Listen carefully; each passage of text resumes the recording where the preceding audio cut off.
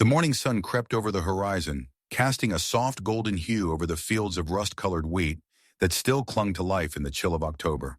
In the town of Graybridge, tucked deep within the folds of southern Illinois farmland, time moved slowly, almost deliberately.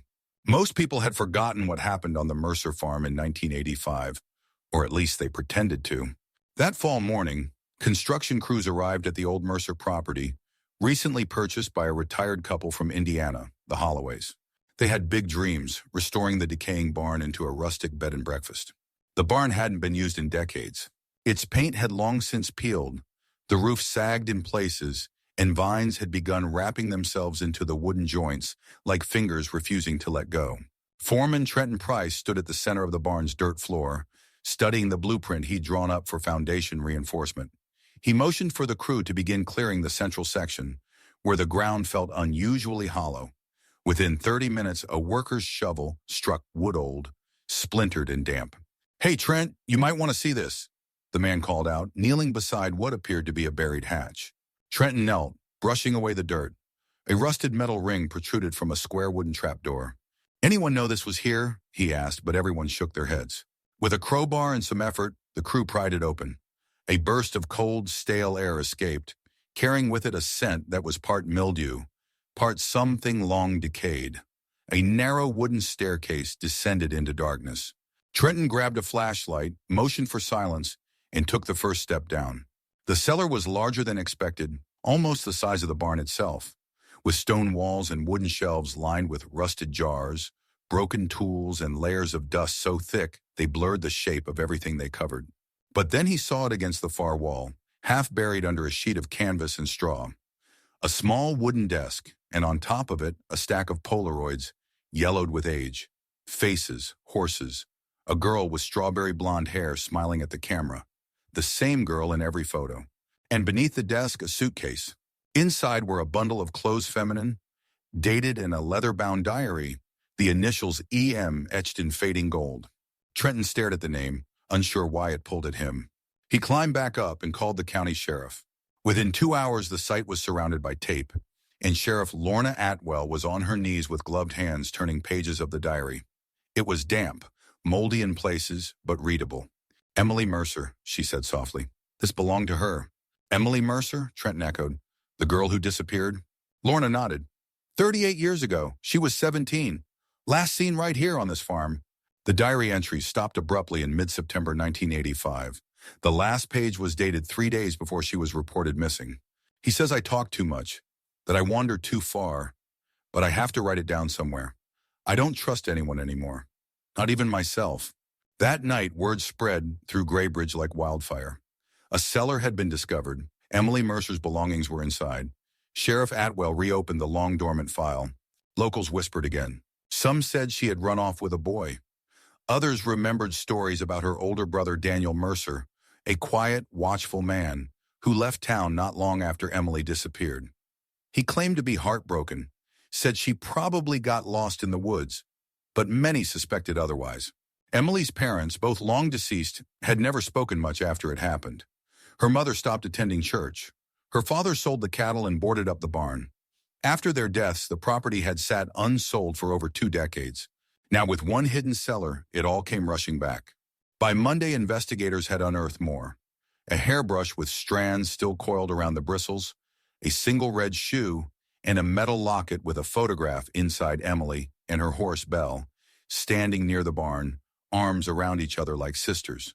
Sheriff Atwell took the diary home that night. She read every entry by the dim light of her desk lamp, her heart sinking with every page. Emily had written about isolation, a growing sense of fear, someone watching her. She mentioned hearing footsteps in the barn late at night. Once she wrote that her bedroom window had been left open, even though she was sure she'd closed it. Another time her dog had gone missing. She never found him. "I think he's trying to scare me," one entry read, "but I'm not leaving. Not yet. Not until I know for sure what he's hiding under the barn." Sheriff Atwell sat back in her chair, chills crawling up her spine. Someone had hidden this. Not just the cellar, but the truth.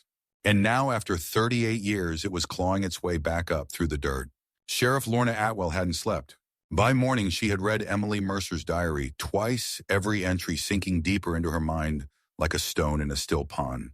Some pages were fragmented, smudged by water damage, but the fear in Emily's words was unmistakable. This wasn't the voice of a girl planning to run away. This was someone watching their world shrink around them. At sunrise, Lorna called in a forensic team from Springfield to examine the cellar. She also reached out to the town historian, Mrs. Evelyn Keener, now in her 80s but sharper than most people half her age. If anyone remembered the nuances of the Mercer family or their secrets, it would be Evelyn. They met at the Graybridge Historical Society, a small brick building across from the general store. As Lorna laid the diary and Polaroids on the table, Evelyn gasped softly. She was a sweet girl, Evelyn said, adjusting her glasses. Always reading, always writing in that little notebook. The whole town thought she'd eloped, but I never believed that. Why not? Lorna asked. Because she loved her horse more than any boy, Evelyn replied, tapping the photo of Emily and Belle. And Belle was found wandering the woods, days after Emily vanished terrified, bruised, as if she'd been running from something. That detail had never been part of the official file. Back at the barn, the forensics team had found something alarming. Hidden behind a crumbled wall of bricks near the back of the cellar was a second compartment small, barely larger than a crawl space. Inside it, partially concealed beneath a pile of rotted burlap sacks, they found bones. Human. The coroner confirmed they belonged to a female in her late teens. The news rocked Graybridge. For nearly 4 decades, the town had operated under a tragic illusion. Runaway, mystery, maybe even suicide. But this changed everything. Emily hadn't left. She had died there, under the barn, alone, hidden. Sheriff Atwell stood at the edge of the cellar, the wind outside whipping through the barn's open beams. She felt a heaviness in her chest, not just from the discovery, but from the weight of history. Someone had sealed that space. Someone knew she was there, and someone let the town forget. She reviewed old files, that afternoon names, statements, inconsistencies. The Mercer family had been strangely cooperative back then, almost performative in their grief. But one name stood out. Wesley Cobb. He wasn't a family member, just a farmhand. 17 at the time, no permanent address. He'd come to work for the Mercers 6 months before Emily's disappearance. And then he was gone. No forwarding details, no real interviews on file. A single vague comment from Daniel Mercer. He didn't show up that morning, probably hitched out west. That wasn't enough. Lorna tracked the name through state archives and public databases. Nothing in Illinois, but a Wesley T. Cobb had resurfaced 2 years later in Missouri minor arrest for trespassing, then again in 1991 in Arkansas. Same birth year, same approximate height, no conviction, then silence. She sent a formal records request. Meanwhile, she made a visit to the last Mercer relative anyone knew, Mildred Mercer, the family's eldest aunt, now living in a nursing home in Benton. She was 96 and barely coherent, but when Lorna showed her a photo of young Emily and asked about Wesley, Mildred's expression shifted. He was always watching her, she muttered. Said he liked quiet girls. Emily was never quiet after he came. Lorna's blood ran cold. That night, back in her office, she spread out the timeline. If Wesley had been working on the farm and Emily had started logging fear in her diary, there was overlap. And if he had truly vanished the same week she disappeared, it wasn't coincidence. It was connection. She called the Springfield forensics team again. Check the suitcases, she said. Look for fingerprints, DNA, anything traceable, especially on the locket and diary. The next day they called back. We pulled a partial print off the locket clasp, the analyst said. It's degraded, but there's a match in the federal system. Wesley Thomas Cobb, known alias James Kern. Where is he now? Lorna asked, heart pounding. Living in Lafayette, Louisiana. Changed his name again in 1994. Married, works in construction. Lorna felt her hands clench into fists.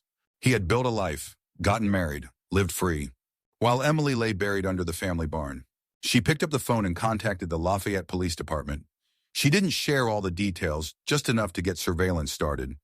Extradition would take time, especially if Cobb lawyered up.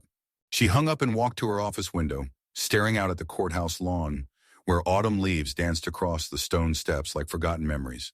Somewhere, a man who thought he got away with murder was pouring coffee, going to work and kissing his wife goodnight. But the Cellar had spoken, and Emily Mercer was done being forgotten. 3 days later, Sheriff Lorna Atwell arrived in Lafayette, Louisiana, flanked by 2 U.S. Marshals. They parked across from a modest brick bungalow on Cypress Oak Lane. Through binoculars, she saw him, Wesley Thomas Cobb, now going by James Kern, watering his lawn like it was any ordinary Wednesday. He looked older, heavier, slower, but his face hadn't changed much. The same sunken eyes, the narrow mouth that rarely smiled. A man who had mastered the art of being invisible.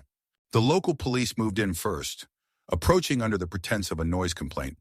When he opened the door, Lorna stepped forward. "Wesley Cobb?" she asked firmly. His eyes flicked between her badge and her face. A flicker of recognition, then panic. "I don't know who that is." But it was too late. The cuffs clicked around his wrists. And for the first time in 38 years, someone was finally being held accountable for what happened to Emily Mercer. Back in Graybridge, word of the arrest spread faster than wildfire. People gathered outside the sheriff's office. Reporters from regional outlets showed up. The Mercer barn was now sealed as an active crime scene. But something still didn't sit right with Lorna. Yes, Cobb had vanished. Yes, his prints were on the locket. Yes, Emily wrote about someone watching her. But there were gaps. How did her body end up beneath the barn? Why hadn't anyone in the family noticed the smell, the disturbed earth, the missing furniture? She drove back to the Mercer farm. The barn was quiet, bathed in amber light. She descended into the cellar one more time, alone. The crawl space had been cleared, the remains sent for full analysis. But Lorna noticed something odd: scratches on the inside of the cellar door. Deep, erratic lines, almost like someone had tried to claw their way out. She stared at them for a long time, her stomach turning. What if Emily hadn't died immediately? What if she'd been locked down here alive? Lorna returned to the case files. The original coroner's report was thin, almost rushed. No mention of blood in the house, no timeline of activity, no clear statements from Daniel Mercer, the older brother. In fact, Daniel had refused interviews. She looked up his records. After selling the farm, he'd moved to Michigan, worked odd jobs, then vanished from public databases in the mid-2000s. She put in a new request with the DMV and Social Security offices. That night, she sat with Emily's diary again. Some lines repeated.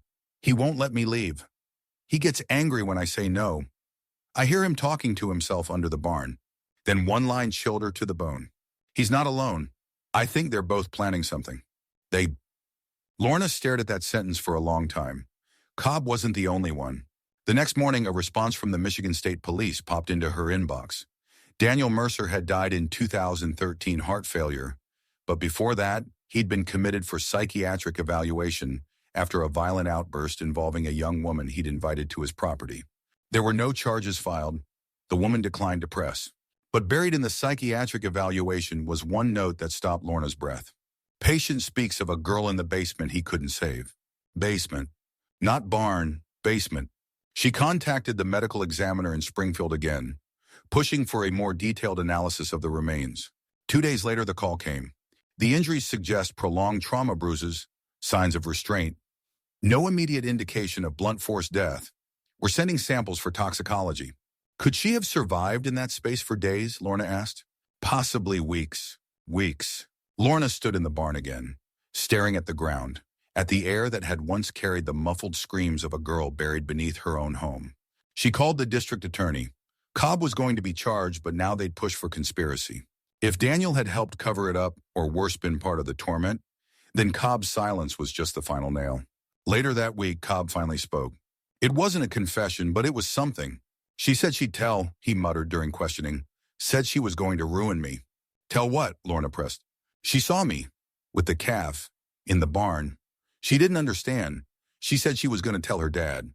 His voice cracked. "She told Daniel first. He came to me angry. Said she was writing things. Said we needed to scare her." "You scared her by locking her in a cellar?" Lorna asked. "She fought," he whispered. "She screamed for days." Lorna could hardly breathe. Emily had trusted them. Her own brother. The farmhand who gave her horse sugar cubes. She was just a kid, afraid, cornered, betrayed. And for 38 years she had laid in darkness. But no more. Wesley Cobb's taped confession was played in a closed-room hearing weeks later. Though his words were broken and disjointed, the meaning was unmistakable.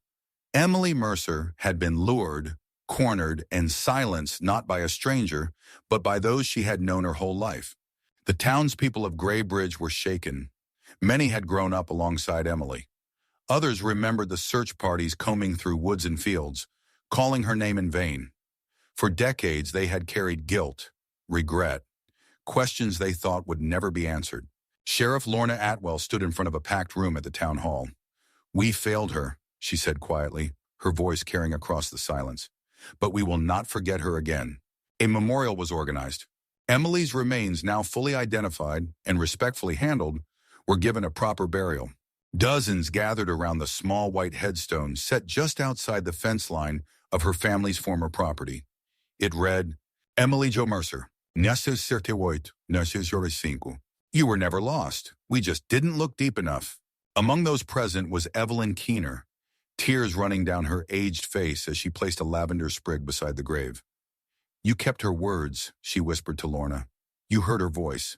The Mercer farmhouse remained sealed by order of the state, pending further investigation. The barn was scheduled for controlled demolition, but Lorna halted it. Something in her gut told her the barn still held more stories.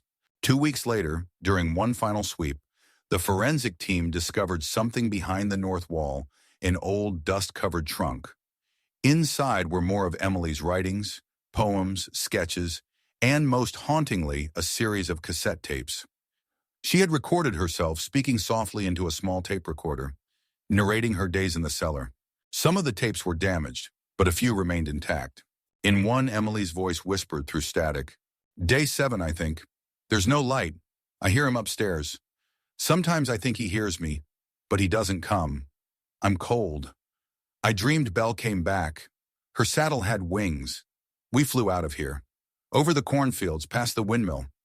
I think I'll dream of her tonight, too." Lorna couldn't listen without tears forming. These weren't just recordings, they were the echoes of a girl trying to stay human in the face of unimaginable fear. She made the decision to digitize the tapes and present them to the Mercer Case Archive.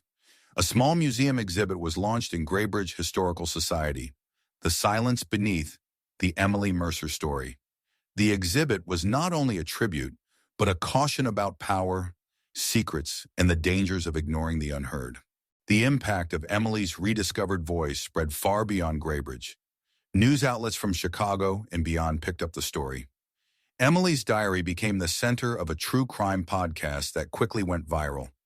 People from around the country wrote letters, some offering condolences, others sharing similar stories of silence and injustice. But the most meaningful moment came when Ava Prescott visited Lorna's office. Ava, now in her early 40s, had once been Emily's closest childhood friend. She had moved away shortly after the disappearance. "I always knew she didn't run," Ava said, voice cracking. "I knew something was wrong when Belle came back without her." Lorna handed her one of Emily's sketches, an unfinished drawing of 2 girls sitting under a willow tree, one holding a book, the other holding the reins of a horse. "She drew this the night before she vanished," Lorna said. "She wrote your name on the back." Ava held the paper like it was made of glass. "Thank you for giving her back to us," she said. Later that week, a special town council meeting was held to address Graybridge's past. For the first time, formal records of overlooked complaints, missing interviews, and dismissed concerns were read aloud into the public record. The town's failure to protect Emily was acknowledged, and reforms were proposed, including a civilian oversight committee for local investigations. Meanwhile, Wesley Cobb awaited trial in a maximum security facility. The charges against him included unlawful imprisonment, second-degree murder, and obstruction of justice. But it was his expression during the arraignment that stayed with Lorna flat, cold, and utterly unrepentant. When the judge asked if he had anything to say, Cobb simply muttered, "She should have kept quiet." Those 5 words sealed his fate. Lorna watched from the back of the courtroom, her fists clenched. Emily hadn't stayed quiet. She had written. She had recorded. She had left behind a trail not to save herself, but to make sure someone, someday, would understand the truth. Now the world did. In the spring that followed, Graybridge held its first annual Emily's Light ceremony. Children placed lanterns on the pond near the old Mercer farm, each flame dancing across the water like a promise. And somewhere in the crowd, Sheriff Atwell stood alone, her heart both heavy and proud. She had listened, she had followed the whispers, and she had brought Emily Mercer home. The courtroom was packed, a silence hanging thick in the air as Wesley Cobb sat shackled at the defense table. He stared straight ahead, eyes hollow, refusing to meet the gaze of anyone. especially not the family members of the girl he helped bury beneath her own home. Reporters filled every row, scribbling notes and recording reactions. This wasn't just a trial, it was the unwinding of nearly 4 decades of buried truth. Sheriff Lorna Atwell sat in the third row, not in uniform, but as a witness, both literally and emotionally. She had carried Emily Mercer's story across state lines, through dust-covered pages and scratchy cassette tapes, across timelines and legal loopholes. She hadn't just opened a cold case. She had reopened a wound the whole town had sealed shut. The prosecutor stepped forward with a clarity that sent chills through the room. This isn't just about one act of cruelty. It's about systematic failure, about a child who cried out in words no one ever read, in tapes no one ever heard, and in scratches on wood no one ever noticed. But she never stopped speaking. And now we must listen. The tapes were played in court. Emily's voice echoed through the room like a ghost begging to be heard. "I'm still here. I don't know what day it is. I keep dreaming of Belle. She'll come back. I know she will. They don't talk to me anymore. They just walk above me. I can hear them, laughing sometimes." One juror covered her mouth. Another cried silently. A woman in the back row, Evelyn Keener, clutched a rosary. The defense tried to claim Cobb had been manipulated by Daniel Mercer, that he didn't fully understand what was happening. But the evidence was damning. Cobb's fingerprints on the cellar door, his own words confessing they meant to scare her into silence. And the taped confession, she said she'd ruin me. She said she saw things. What had she seen? What could a 17-year-old girl possibly witness that scared 2 grown men into locking her underground? That part remained murky. But one thing was clear, Emily had known something. And in a town like Graybridge, built on generations and reputation, silence was sometimes enforced not just with shame, but with bricks and nails. The jury deliberated for 3 hours. Guilty on all counts. Sentencing was swift. Life in prison with no possibility of parole. But justice, while powerful, didn't erase pain. It didn't bring Emily back. It didn't restore the years Ava Prescott spent wondering what happened to her best friend. It didn't ease the guilt of the original investigators who had filed away her case as a probable runaway. And it didn't answer every question Sheriff Atwell still carried. The Mercer farm was officially transferred to the state. A local preservation society with funding from national donors moved by Emily's story took over the land. They rebuilt the barn not to use but to memorialize. A museum was established inside, with glass displays holding her diary pages, digital screens looping her recordings, and even the restored saddle of Belle, which had been found hanging from the rafters years later, weathered but whole. One room was kept just as the cellar had been, dark, small, suffocating. Visitors stepped in and felt the weight of silence. The museum was called Emily's Echo. Children came from neighboring schools. They read her words, touched her drawings, and learned what happens when communities choose comfort over confrontation. On the anniversary of her disappearance, Graybridge held a candlelight vigil. Hundreds gathered around the pond just beyond the Mercer fields. Lanterns floated across the water, casting dancing lights over the faces of those who once called her crazy, wild, dramatic, or simply unimportant. Ava Prescott stood at the front, reading from one of Emily's poems. "They told me silence keeps me safe, but I was never safer than when I spoke." Lorna watched from behind the crowd. She had read every page. She had listened to every recording, but it was standing here under the stars beside the soil that once held a secret that she felt Emily's presence most strongly. She took a deep breath and closed her eyes. Sometimes the truth isn't buried by evil, it's buried by apathy, by the quiet dismissal of instincts, by adults who assume children are just acting out. Emily had been fighting for her life, and no one noticed. Until now. After the ceremony, Lorna approached the podium. "I wasn't here in 1985, she began, "but I carry that year with me now. Emily's not just a name in a file. She was a daughter, a sister, a friend, and she was a writer, a dreamer, someone who saw things clearly. We owe it to her and to every other unheard voice to keep listening, to not wait another 38 years to ask the hard questions." The crowd applauded, solemn and grateful. In the months that followed, Graybridge changed. New policies were enacted to handle missing persons, especially minors. Anonymous tip lines were created for those too afraid to speak publicly. And in local schools, students were now taught not just safety protocols, but how to recognize patterns of coercion, fear, and emotional manipulation. The town that had once buried a girl now carried her voice like scripture. And as for Lorna, she continued her work, reopening other cold cases. But none cut as deeply. None left behind such a haunting mix of sorrow and redemption. One day, while reviewing a separate missing person file, she found herself writing a single sentence in her notebook. Emily didn't vanish.